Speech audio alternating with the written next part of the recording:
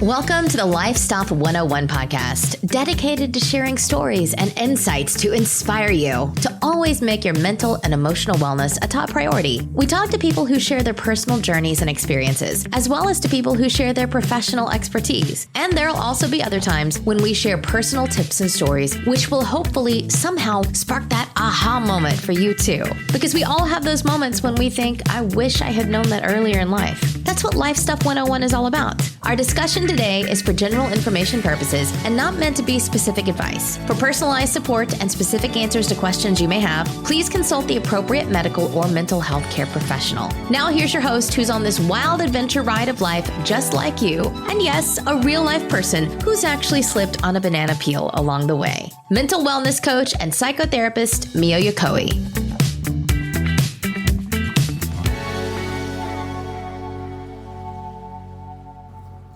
Welcome to another episode of Life Stuff 101. First of all, to all of you out there listening as these episodes are being released, I am sorry for the delay in uploading these past couple of weeks. You know that saying, stop and smell the roses? Well, in my case, I fell into the bush and then got scratched up by the thorns. In other words, there's some pretty real family stuff I had to deal with while I was away, as well as some health stuff, which very quickly followed in the form of a cold. I lost my voice for a few good days, which meant that I decided to delay the recording of the intro for this episode, which then meant that the whole podcast ended up being delayed. And regarding the family stuff, I hope to maybe shed some light on that in the future episodes, but for now, let's just say that it was pretty heavy. And while I'm disappointed with myself for not having kept on schedule, the other life stuff that was happening and how I was doing with it all needed to be prioritized. So there we have it. And that is my contribution to making my emotional and mental wellness a priority. And still recovering from some sinus stuff, but at least I can breathe and speak relatively normally now. And all this to say, the life stuff has delayed Life Stuff 101 the past couple of weeks, but thanks for listening in. Okay, let me just back up here and be sure to introduce myself. My name is Mio, your host of Life Stuff 101, and it is my big audacious mission to have as many people as possible to think about their mental and emotional wellness as a top priority.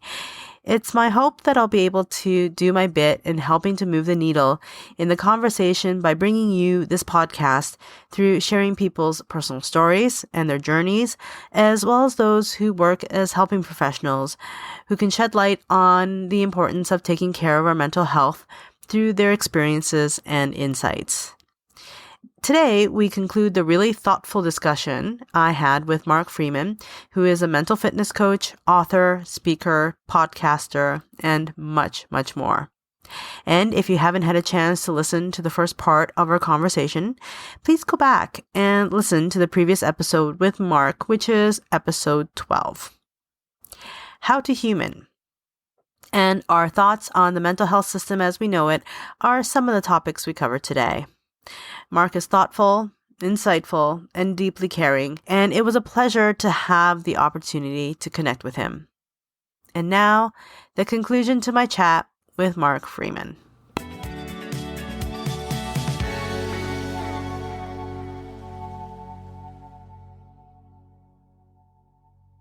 Mm-hmm. And I think it's because even thinking back to that time when you did introductory sessions with 4 or 5, was the first one, was it that the first one you went to and you were like, I don't know about that one, I'm going to try some more? Or did you already know you were going to try a couple and then decide? It's a good question. I think that I, at the time, was a young person who was worried that I wouldn't do the right thing. And I think that that's partly a cultural thing. It's partly a personal tendency, like sort of like perfectionistic kind of a thing. So I wanted to do it right. I think that that's sort of the way that I was looking at it. So from that perspective, it was that I was going into it almost like, okay, like I'm just going to I'm going to look at as many options as I can. So I think I went in thinking I'm interviewing people so that I can make sure to do this right. And I think that's a great way to approach it too, because I think again like that the you know again bring it back to restaurants. I love restaurant metaphors, but yeah, like you don't just say, oh, like I have to go and like I have to find the perfect restaurants, and if I it's and that's my only option. Like you probably do look at like a couple different options tonight, and where are we going to go, and like yeah, there are pros and cons for all of them, and then yeah, you try them. But like the first one you try, it doesn't have to become your favorite restaurant. Yeah. But if you do find that restaurant that's your favorite restaurant, I mean, you go back there forever. And I think just to stay with the restaurant analogy, which I also love, but I also have come over time to think about our mental health, our own care of our mental health, and thinking about the need for a circle of care. Mm-hmm. So not just to go to one restaurant, but there are different kinds of restaurants that offer different kinds of dishes and they do different things, right? And that we're not always going to want Italian all the time, or we're not always going to want to have Greek food or Thai food or Chinese food or Japanese food all the time, right? And so I think that I'm a Japanese immigrant, and my background is Japanese. So I do have a preference for Japanese food, but it's not something that fulfills me all the time, right? Mm. So in having this idea of like the circle of care is in thinking about, it's like, yes, I have my primary support with my therapist, but that I also have other kinds of support in place as well that helps me to have that solid foundation for my mental health. Yeah, and then you learn how to cook on your own too, and then you even become your own chef. Love it. Yeah, it's because I think too, yeah, because we can, and I see this all the time. It's kind of what happens when someone says, "Oh, like I tried therapy, I tried this medication, oh, nothing works. What do I do?" He's kind of like saying, like, "Oh, I tried to eat at all the restaurants and I don't like any of them. Like, so now I can't eat." So you're like, well, like you could cook at like, how do we help you cook at home? Like, how do we help you like create the things that you want to see? Is another element in there that kind of needs to be part of that circle of care. Like how am I taking on these skills? How am I learning how to nourish myself as well? It's so important. Yeah. Yeah. And it's interesting because when I work with clients, one of the things I often say is that the work that I do one-on-one with folks is almost like a dress rehearsal. Mm-hmm. It's just a way of practicing what's possible outside of that therapeutic context, right? If these are the things that we can talk about and these are the things that we can figure out here, it's also possible to do outside of here. And I always like to think about that for myself, but also that's the hope that I have for the folks that I work with as well. Mm-hmm. Which is so important because they are going to spend a lot more time not with you. Exactly. And they're like very few people probably do, hey, can I just like pay you to go everywhere with me? And then before I make any decision or I talk or do anything, we'll talk about it first. And I was like, well, that's not practical. But you know what's really interesting too is that when I was in training for psychotherapy, it turned out that a classmate and we shared the same therapist, and it took a while for us to figure out. It's like, oh, that's funny that we both have the same therapist, but it became this joke about. And this is actually really true for me, is that I often think about like, what would she say? And so it's funny how like in my everyday life, in my real life, I often do think about how she is with me, that even though at the end of the day, it's like I've internalized it in my own way, but it's really, it can be really valuable to have the support and to know and to feel as though I am doing it on my own, but I also know that I do have that support and that her voice in some ways present in me. Yeah. Oh, I think it's so useful to have that in so many ways, because whether it's a friend or it's a professional we've worked with, just like coming in with that extra perspective in that moment, I always find useful, because I know that listening to my brain isn't going to go anyplace good. So how do I borrow somebody else's brain? That's what I always think of it, like having somebody else's brain there with me So I can notice, ooh, I'm about to listen to my own brain. Quick, let's borrow somebody else's. And what's really great now, too, though, is the amount of online content. Even though still in mental health, around the theme topic of mental health, there still is still a growing field, I think, in terms of information and content that's available. There's a way to borrow, like you were just saying, other people's brains through what people are sharing. And I mean, the kind of things that you do, I think is definitely a way that people can borrow your brain, it feels like. And I think that was really the reason for starting it, because I always think about like physical fitness, the amount of content online for physical fitness. And yeah, you could go online if you're looking for a complete workout, like, oh, maybe I'll try out this workout today. Or if you're just struggling with a particular exercise, probably somebody's got info there on how to tweak things so you're not running into the struggle.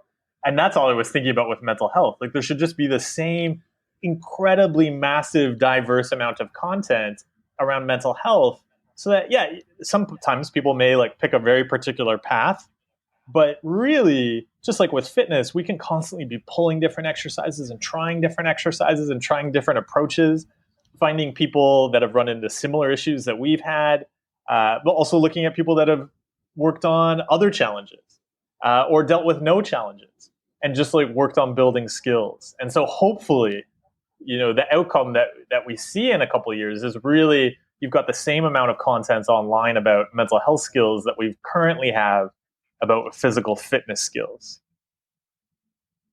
Absolutely. Yeah. What I've actually been doing some learning more about you and the work that you do. I'm in my 40s, and so I've seen a lot of technological change over time. And I'm personally like really fascinated, especially by seeing, the kind of work that you've been doing. And you appear to have really embraced social media, and your YouTube channel, like some of your content goes back like 7 years, yes. Which I think is pretty amazing that you've been so consistent and embracing of these mediums. And I wonder what it's been like for you to create. Well, first of all, to leverage, I guess, social media in the way that you have around mental health. And yeah, like what that's been like for you. So it's been great because I just kind of saw a gap there. Like, as I was starting to learn things in therapy, I was learning about, there's like things you can interact with thoughts differently. I mean, you don't have to just react to anxiety and try to make it go away. But then there was no content online. So it was saying, there's a huge gap here. And so that was the reason for starting to do it. And then, of course, there's the disappointment that, I posted those videos 7 years ago, and that didn't solve all mental health issues. And I haven't been able to retire and write my cyborg romance novels. But I think in general, it's just been so phenomenal, like, to connect with people all over the world. Like earlier this year, I did a bunch of workshops in India. So it was great to go and connect with people who had been watching my videos, and we've interacted online and never met before. It's in general been just a really positive experience too. I think sometimes we think of social media as just being full of trolls and it's just lots of negative comments and arguments all the time. But I find like pretty universally, it's such a positive experience sharing content about mental health online, and people really do want to work on these skills. So I love it. So I'd encourage anybody out there to get into it. It's great, you're doing things like this podcast and like, getting out there and sharing this content more, because it's so needed. And I completely agree, and hope that this podcast is also going to be a part of these kinds of conversations. Is it that YouTube was your entry point into leveraging social media? I feel like actually we'd started with a couple of friends. We'd started I think a blog on Tumblr first, just back in the day. Yeah, and I think it was kind of sharing personal experiences and kind of blog posts and stuff like that.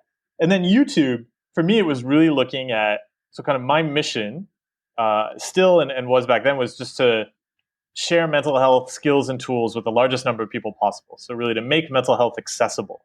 So when I looked at, so if that's the thing I wanted to do, then it was looking at, well, where do I have to do that in order to make this content accessible?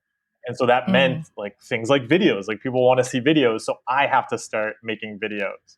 So it was great at the beginning because that was also part of how I was doing the work I was doing in recovery, was really learning to look at a value, notice, okay, so I'm, maybe I've got some anxieties about making videos, or I'm worried about my skills there, and then say, okay, but here's the thing I value, so how do I go and do that?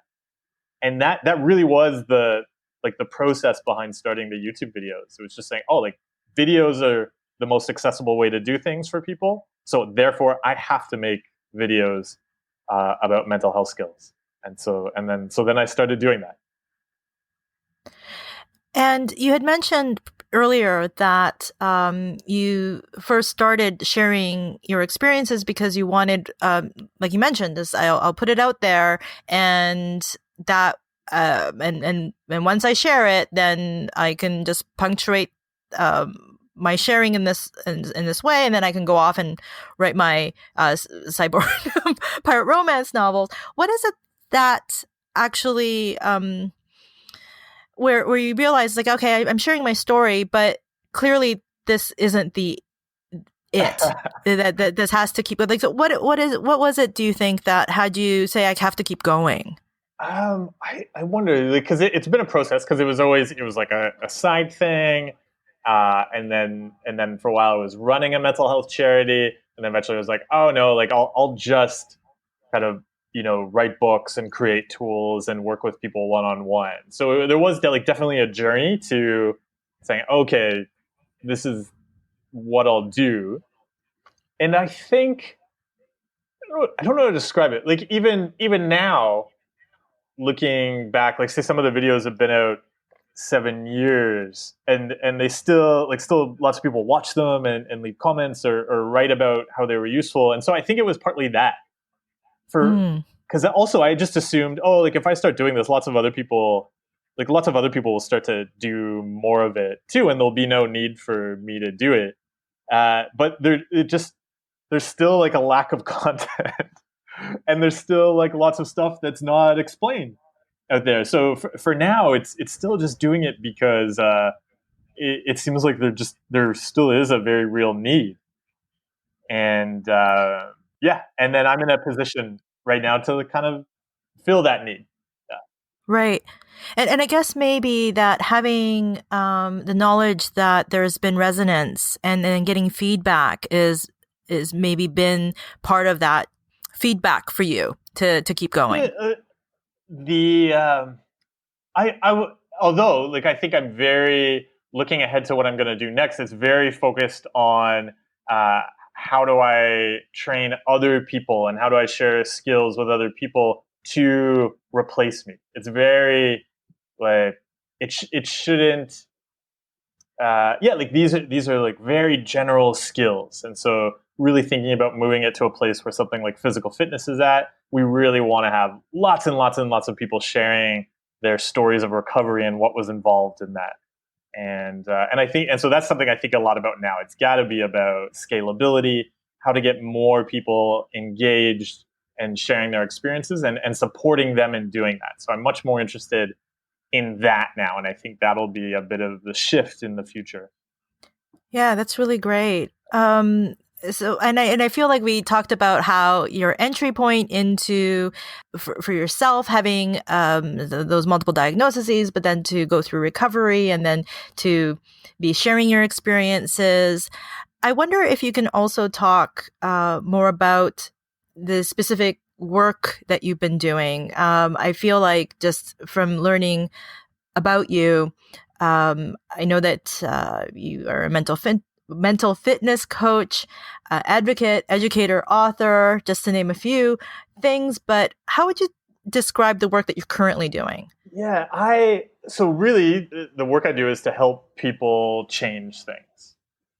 And then I look at all of the different ways to help people do that. So, and making those changes are focused on mental health. So how do people actually succeed with the changes necessary to take care of their mental health. And then I just look at all the ways to make that easier. So like that was the reason for writing a book, saying, look, books are still very accessible. It's easy to share, easy to pull off your shelf and flip to a section and remind yourself of something useful. So I was like, okay, well, like, let's make more books, and doing videos, and then also just looking at technology. So I do work with people one-on-one, but my focus very much, and kind of like I was just talking about, is to replace myself.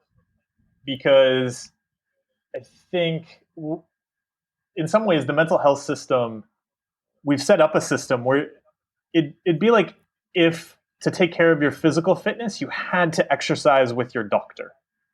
So you went in, you saw your doctor, and your doctor was like, hey, you know what, you need to exercise. You have to book a time with me to go and exercise. And that would just make mental health very inaccessible and be very expensive and so on. And it doesn't scale. And so in some ways we've done that in the mental health care system. And so a lot of my work is figuring out how do we create tools that will help people take care of their mental health, without necessarily needing a person to be there with them while they do it. And so that's why I'd say a lot of my work is on that, is articulating and trying to share different skills. And the thing is, there'll always be a need for the doctor. There's always going to be a need for the physiotherapist. It's just that you don't always have to exercise with your physiotherapist. And so that's why I see my role in the system. It's really about creating these tools in the gap between, where you need to go and get help for an injury. So how do we start to proactively take care of our mental health and fitness? So taking a fitness approach. So, and that kind of doesn't necessarily exist. So I kind of see my role is as creating the position that's like a personal fitness trainer, but for mental health. And that's kind of what I get excited about right now. Mm. So when you talk about replacing yourself, is it that you're thinking about it from the standpoint of replacing yourself with other individuals, or is it, or maybe a combination? But like you were talking about, like to have tools that you can provide,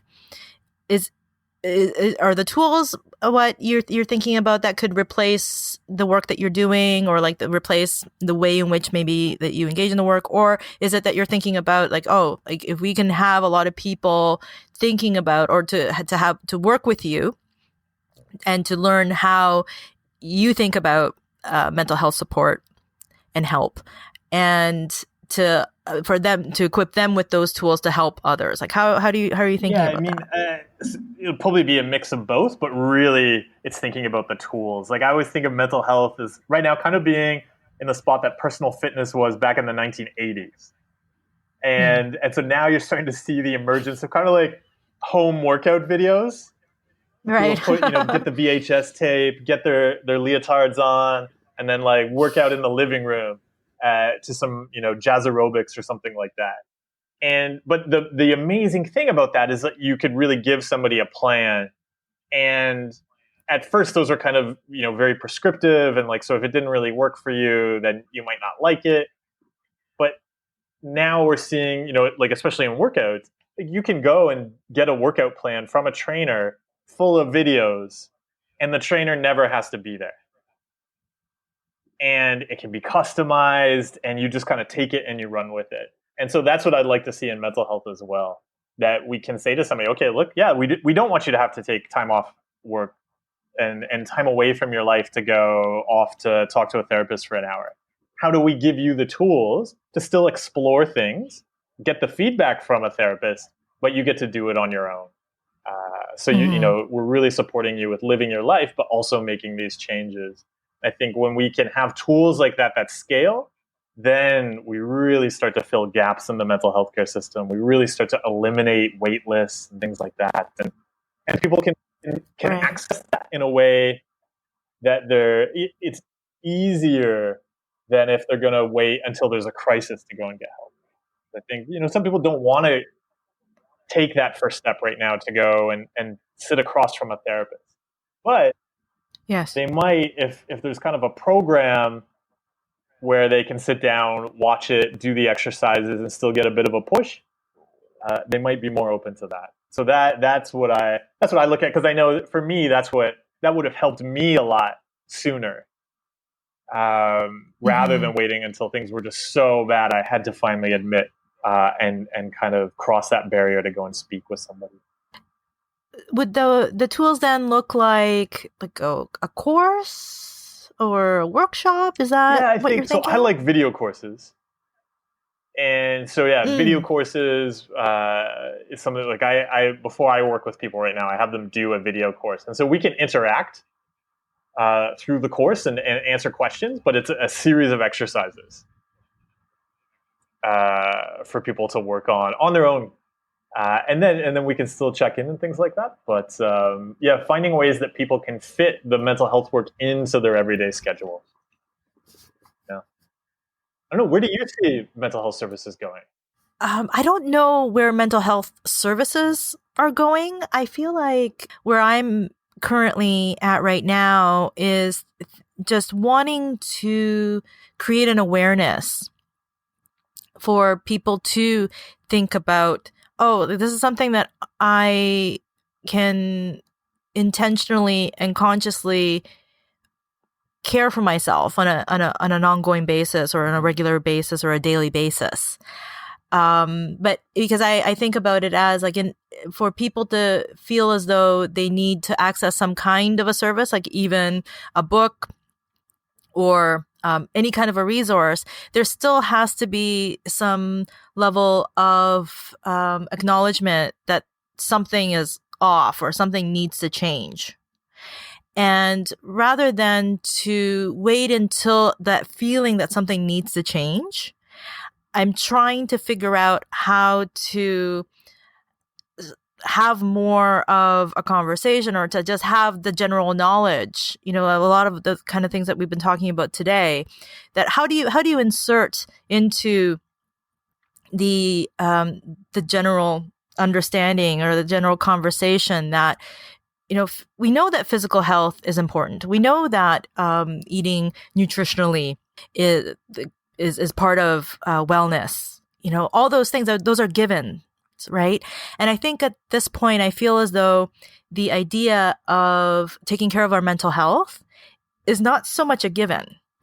And I don't know, and I guess that's where I'm exploring how we get people to think about their mental wellness as something that they need to think about just on an ongoing basis. Before there's a disaster that makes them go, oh, maybe I should do something about this.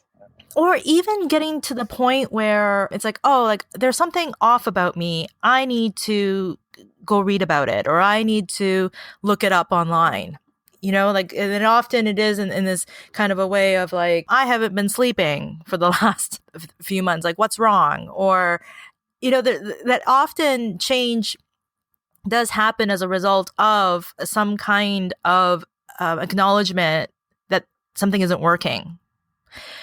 And I think that that's where we are with mental health, whether it is in a crisis or a distress place, or even just I have heart palpitations, or I don't want to go to work in the morning, or on Sunday nights, I'm feeling really stressed out about Mondays, or whatever it might be.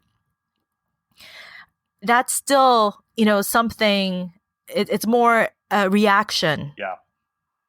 As opposed to just a consistent taking care of, or a consistent, care. Mm-hmm. Yeah, doing that proactively. Mm-hmm. And part of the reason why I called this podcast Life Stuff 101 is that I often think about how, gosh, why don't they talk about mental health in school? Mm-hmm. Why don't they talk about personal finances in school? There's certain things where I think, wow, why didn't they set us up in such a way that we had some essential tools? And if at the very least if there were more conversations that started earlier in life, or that were part of more of a larger system like the educational system, where even if it was that we had a class on learning how to breathe effectively, that those at least would be more of a foundation. And so that at least if it's there to begin with for ourselves, for all of us, then we be better equipped to deal with the inevitable, crap that life throws at us, or that there are, circumstantially or situationally, there are always going to be things that we're inevitably going to have to deal with. So I don't know what the answers are. I think that's where I'm in this stage, is like exploring how do we get this message out there? How do we get people to think differently about their mental health and their mental wellness? Yeah, it's such an important question, because in so many ways, making that shift to doing things proactively, it's really difficult for us as humans. Because even when you think about like financial stuff too, same thing. Like so often, I mean, there'll be a subset of people who are very proactively taking care of their finances. And then a lot of people, and just like with mental health, we're maybe often in a privileged position where we don't have to worry about our mental health, but just because we're not running into any challenges at the moment. The moment those challenges come up, then we're often not equipped to handle them. And so, how do we get people those skills before they run into those challenges and make it a practice? It's I look forward to going to that class in school. I'll go back to elementary school to take how to human. I think that's awesome. Yeah, how to human. Why isn't that a part of, that part of the system, right? Like I think, just to go back to the question that you had asked me, like what where do I think about where the mental health system is going or where it is currently? I think also going back to the educational system, to have it as part of a given, I think would be really beneficial and valuable in a lot of different ways. Oh yeah. Yeah, because the vast majority of people have brains, and those brains, very, very many. I haven't looked at the research, but many, and those brains are like constantly changing with all the things we're doing each day, with all the things going on around us. And so, but right now we do pretend like our brains are just going to be like they're just fine, and that's the way it'll be, and that's just not the way it'll be. And it's kind of wacky, when you think about it, right? Because we don't take for a given that, like, if we don't work out or if we don't challenge our physical selves through exercise, that we're not going to be fit. We're not going to have the strength that's required, right? Or that would be beneficial for us. Like it's a given that we're like, okay, like exercise or doing some kind of physical activity is helpful and beneficial and required and needed. But somehow, like with our brain, it's like, okay, it's just there. If I have a headache, I'll take maybe I'll take some kind of, Advil or acetaminophen or whatever it might be to take care of that. But that's really often the only way that we think about taking care of our brains. And if somehow there is more of a known or a given that yes, like our brains need a nourishment and strength training just as much as the rest of us, I think it'd be really, really great. But I feel as though like you were, the elementary school class that you're talking about, like how to human. Yeah. My feeling is that that's what your book is about. It feels like it's like a step-by-step guide to better mental health for humans, and I just completely love that. But would you say that is like if they were to have a curriculum for how to human, could they use "You Are Not a Rock" they could as a basis for it? Yeah, it's really "You're Not a Rock." It's really meant to be those skills and like building up that capacity to like lift heavy emotions and learn how to interact with thoughts and emotions and learn how to do the things we want to do proactively. Because I think, like, I liked what you were talking about there, kind of like strength, and it reminded me of a question I often like to ask myself and ask other people is just like, why would your mental health be good? Like, what are you doing on a consistent basis that's making it better? Just like, if somebody was like, oh, I tried to deadlift 300 pounds and I couldn't, I must have a disorder, or something's wrong with me. You'd be like, well, like, do you like lift weights? Like, do you practice? And they were like, no, but I wanted to. Like, well, of course it wouldn't happen. Like you're saying there, right? Yeah, like we understand that, but we just expect the mental health stuff to be there. So, and that's really what You Are Not a Rock is meant to be, is like, it was really the tools I'd wish I'd learned way earlier, just about the fact that, yeah, if I want to handle difficult experiences, if I want to handle thoughts, like I need to do that. I need to go and do the things that I find difficult and, experience that anxiety and keep on going. Or else, because I was like somebody who would just like always avoided the weights and then was like really upset that I couldn't lift them. Like always avoided anxiety and then really surprised that I couldn't handle any anxiety. But of course, that's what would naturally happen. So hopefully all schools can buy a copy of You Are Not a Rock. Get in touch with me for bulk discounts. Totally willing to chat, cut you a deal. Yeah.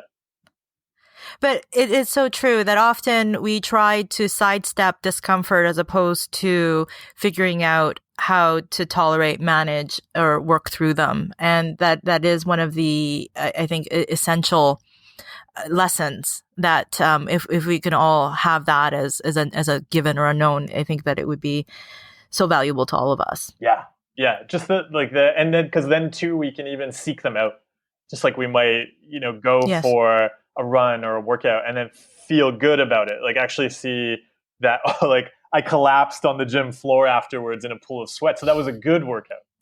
But so often if we're like, oh, I cried after therapy, that's what's wrong with me, rather than seeing that as a good workout. When really, like having emotions, like that's we're working out there. That's being human, and it's useful to be human. We don't have to pretend like we don't struggle to lift the weights. And we can just struggle, and then tomorrow come back and do it again. And it'll be just a little bit lighter. For sure. Mark, I'm really grateful for your time, and I feel as though I've actually taken up a lot of it. Is it okay if I ask you like a couple more questions? Sure. Go ahead. Before we wrap up? No problem. Again, I so appreciate your time. I know that you had recently launched the podcast called How the Fuck Is This Possible? Or HTF ITP. Did you quickly want to just tell us a little bit about that? Yeah. So How the Fuck Is This Possible was my reaction to hearing the story that kind of is at the core of the podcast, which is Melissa's the kind of main, I guess, person in the story, her experience being held on a psych ward. And I think we went with that title because, it's maybe an unusual title for the podcast, but the reaction was, look, if you're not swearing about the mental health care system, there's something wrong with you. Right. And it was to really explore, how did we end up with a mental health care system where you could end up getting held, and then if you wanted to prove like you were fine and you shouldn't be there, there's actually no way to do that. And that, as you see it, like once you start to insist you shouldn't be there, well, that's taken as evidence that you should be there. And then if you'll see, like she gets upset. We're just about to come out with the second episode. There was an incident where Melissa in the story was held because her ex-partner said that she was having an episode that there was an agreement that she was going to go voluntarily, but then the hospital, they wouldn't let her go, even though she was voluntary. And so she got upset about that. And then so because she got upset that they weren't letting her leave, even though she was voluntary, they put her to involuntary. Wow. And we were just looking at, like, that seems like a normal human reaction. If suddenly you find yourself confined when you thought you were free to go and supposedly getting some help. And so we just start to explore that. And so we're looking then to, like in the third episode that we're making right now, it starts to look at other people's experiences. And we're just hoping that by shining a light into what really happens in the mental health care system, we just start to have a conversation about how we want it to change. Is it really effective? And if it's not effective, how do we make it more effective? And I think because we've ended up with a system that is the way it is because we don't like to talk about it. Yeah. And so hopefully by being really honest, Melissa's been so giving with her story and all of her medical records. She shared them all with us. I'm doing it with a journalist, Nicole Edwards, who's helping out on the podcast. Hopefully by exploring this, we just start to have a more open conversation and really ask, like, is this the system that we want? And do we think this is good for mental health? And if it's not, then we'll change it. And it's such an important light to shine. And for you to have the platform to tell these kinds of stories, I think is so important and valuable. So thank you so much for doing that. And, it's a hard listen, it's a hard thing, to have these kinds of conversations and to also hear these kinds of stories, but it's so necessary. So thank you again for doing that. And thank you to everybody out there who shares these stories. Because they're they're tough to share. They're tough personally to share, it's unfortunate that it's so tough to share these stories. Yeah, it's so true. And before we wrap up, in addition to your book, You Are Not a Rock, a step-by-step guide to better mental health for humans, are there any other go-to books and a resource that you would recommend? There's two things I always suggest to people. I love Thich Nhat Hanh's Pieces Every Step. It's a great introduction and exploration of mindfulness. That's like very practical that you can bring into your everyday life. And then the other thing that I always encourage people when they're asking about books is to go and get a book about a thing you want to do more of, because we can very easily get caught up in like, oh, I've got to read all the mental health books, and we end up like getting all of them, and like I'm going to find the right thing that's going to solve the issue. But sometimes that search for the right solution can actually become the problem. And it can be so useful to say, oh, okay, actually, the next time my brain throws something up, I'm going to go do this thing I really want to do more of. And so, if it's you want to learn how to cook, like grabbing a cookbook can be the great thing. Or if you want to learn some skill, like having a book there that's about that skill you want to grow in your life. I find, I love it. Yeah, just whatever it is for you. Yeah, it's so great. I find that can be so beneficial. Like we don't have to just get stuck in the hole and like read books about. Like I find we like try to become a geologist at the bottom of the mental illness hole, and we're going to catalog all of the rocks we find and try to like compare them to other rocks and just spend our life like labeling and judging all the rocks at the bottom of the hole. It's way more useful to get out of the hole. Yeah, absolutely. And we talked about the idea of how to be human as being a really great thing to have learned maybe, earlier in life, to have that had presented to us, I guess, or to have available to us. Yes. What would you say for yourself personally that you had wished that you had learned earlier in life? I think like going back to that, I think it really was, I wish I'd learned earlier that it's okay to experience anxiety. It's okay to experience emotions. Like I struggled with all emotions, even what we might label as positive emotions. I was very afraid of experiencing those as well. And so I think that's, going back, like just helping kids learn how to experience emotions and learn like those emotions don't necessarily have to mean the things that they might have labeled them as. Like there are these other options. And so, just learning how to feel, like having feelings, that would be the other thing we could call the class. It could just be a class on having feelings. Yeah. That's so useful. For sure. Yeah, and my belief is that there is no such thing as good or bad feelings. There are feelings that might feel uncomfortable, that might feel better or not as good, but it's not so much that the emotions themselves are good or bad. And I think that if that kind of lessons, if we learn those kinds of things, it'd be so valuable. Exactly, yeah. Just having feelings is great. Yeah. And the fact that we all have them, it's not like, there is like some kind of errant emotion that like only some of us have or something like that. We all have the same set of emotions, and there's reasons why we do. Absolutely. And if we can understand that would be so great, I think, for everybody. But it's been truly so great to talk to you today, Mark. So thank you so much again. And I know you have a ton of information and resources available online, but if people are interested in learning more about you, where would you like to direct they can them? probably just head over to my website. So it's markfreeman.ca. And that's probably, you typically, I'll just share everything on there. So it's kind of a central location. Great. And in the show notes, I will also have links to your book and also the podcast. And again, and your website. Oh, and I so appreciate your time and sharing again today, Mark, and take good care. Oh, thanks so much for doing this, Mila. And thank you for doing the podcast. Thanks for having me on.